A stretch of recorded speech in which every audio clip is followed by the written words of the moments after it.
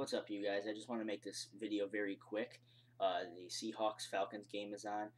Matt Ryan just threw a pick, and yeah, Seahawks now have the ball. But I want to make this video just real quick to give my TNA thoughts and everything that's going to be happening on Genesis tonight. I don't exactly have a lot of expectations for this show because I'm not sure if I'm going to watch it yet because, hey, there's going to be some football games that are going to be very important to watch.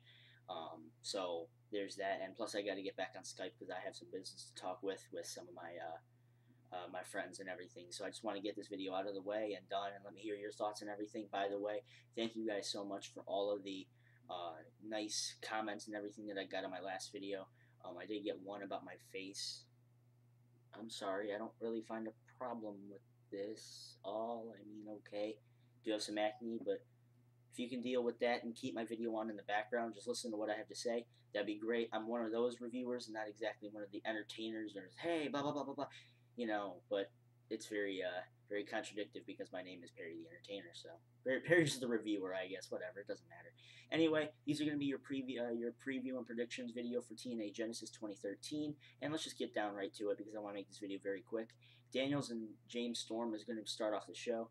I'm not exactly a big fan of the build up to this match because they're just kind of basing it off of the Daniels AJ Styles thing, and now they're having AJ take a little, I guess, leave of absence. So I guess he's going to come back as a heel or something, or who knows? Maybe he can come back at this pay-per-view. Either way, I'm going to say Daniels somehow gets the win. I don't know why, but I'm going to say he does. It seems like they've been making James Storm look like the good guy for way too much in this entire feud, and they need to get Daniels over with the crowd. Not even if he is over with the crowd, but give the win to Daniels instead of giving it to James Storm. I think James Storm does not need the win. I think Daniels definitely does. So there's that.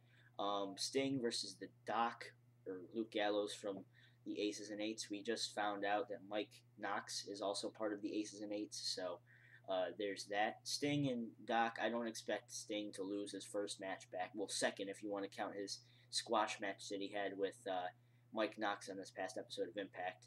Then, yeah, I'm sure they're not going to let Sting lose this match. I think they're going to have him win against Doc, and it's probably going to be like the second to last match of the night.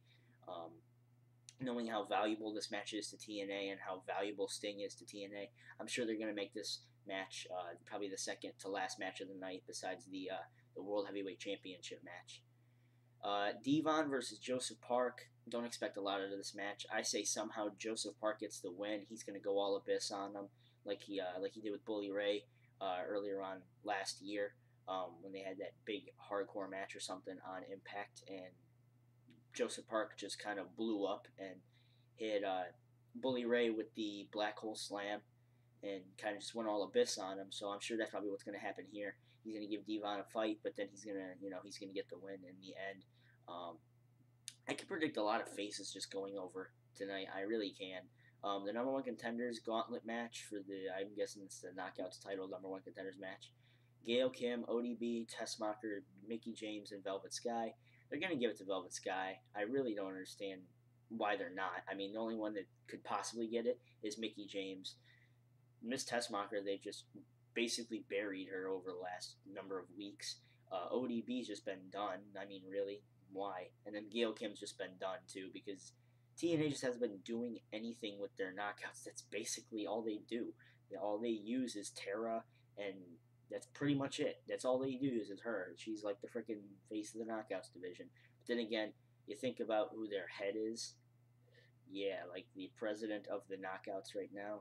Yeah, she's going to be getting married on Thursday. So, getting married to Bully Ray. Yeah, that's going to be definitely something to see. X Division title tournament finals. Christian York, the winner of, I believe, besides last week's gut check, I believe it was that one, versus Kenny King. I'm glad that they brought Christian York on TV.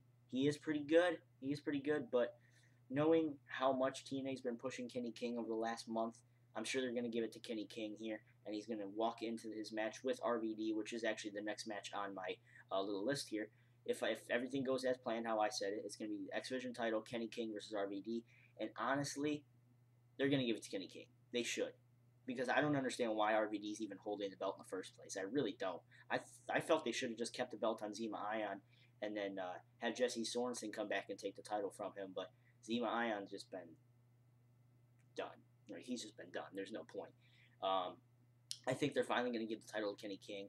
Oh, and did I even? Oh yeah, I said Velvet Sky for that last one. They're going to give it to Kenny King here. I honestly think so, unless they want to keep the belt on RVD, which I don't really understand why. It seems like TNA doesn't have any plans for RVD in the near future, and I guess to keep him in the knockouts. If he was in the knockouts division, that would just be stupid. But in the X division, I really don't understand why. He is a hardcore, hardcore wrestler. Don't get me wrong. He's in the original ECW. He knows a thing or two about being hardcore, but I guess the age has been getting to him. He doesn't take a lot of high risks anymore. His real only high risk is when he does the either the 5-star or he does the little jump onto the turnbuckle and the moonsault from there. Like he knocks his legs on the ropes and flips over. That's basically his. That's kind of it. That's all he really has is extreme anymore, because I think that age is really getting to him, and you can make age is just a number, but I don't know. I do think that's going to be taking an effect here on RVD in the next few years or so when he decides to retire from wrestling, because that's got to be pretty soon too. Matt Morgan versus Joey Ryan, or Matt Morgan and Joey Ryan versus Chavo, Guerrero, and Hernandez. They have to give the belts to Matt Morgan and Joey Ryan here. I can't take Chavo and Hernandez seriously as champions. I really can't. They're never on Impact, and when they are, they're ended up either being squashed or squashing another team. They don't have a real good, solid match. You know what I mean? They don't have real solid tag team matches, and I can't take these guys seriously as tag champions. They just give the belt to Morgan and Ryan. That's kind of it. That's kind of it. That's their only real tag team in TNA right now, besides Chavo and Hernandez. And really, I mean, in Bad Intentions, don't get me wrong, with Daniels and Kazarian. I love those guys. Don't get me wrong. I love those guys to death, and they should be tag champions still. But I guess they're going to be putting a stupid feud with AJ again. So whatever. And then probably AJ's going to come back. But that's another story for another day. And the last match of the night. Wow, 7 minutes in. Usually my reviews go on for like 15 minutes, but let's keep our fingers crossed. Let's not try and jinx ourselves here. Triple threat match for the TNA World Heavyweight Championship. Bobby Roode, Austin Aries, and Jeff Hardy. The match was made last week on Impact, I believe, or last week or 2 weeks ago on Impact. And Bobby Roode and Austin Aries getting a match against Jeff Hardy for the World Heavyweight Championship. They've been making Jeff Hardy look like the John Cena of TNA, being the good superhero guy, and he ends up going over every single time.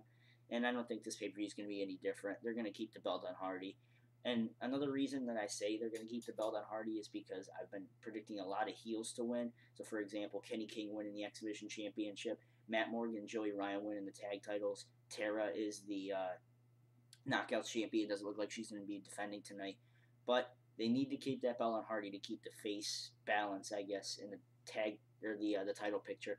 I would not mind the belt going to Bobby Roode or Austin Aries, because I'm a big fan of both of them, but I have a feeling TNA is going to keep the stalemate going, give the belt to Hardy, and walk into lockdown. Yes, because TNA's been getting rid of a lot of their pay-per-views. So, for example, Against All Odds, which is usually in February, is no more. They're done with that. But I do hear they're going to be doing monthly Friday pay-per-view shows or something like that. It's going to be like $15 or something.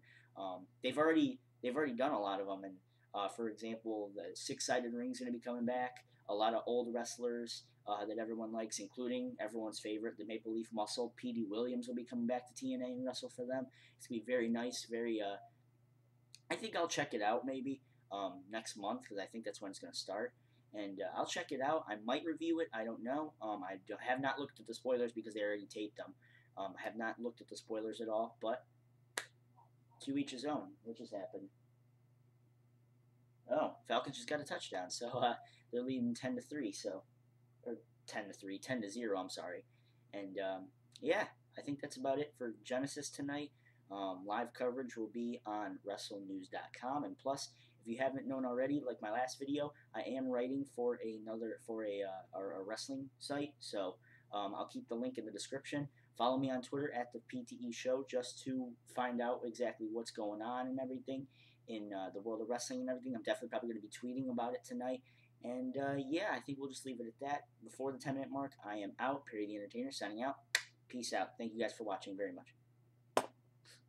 Mouse was off. Peace.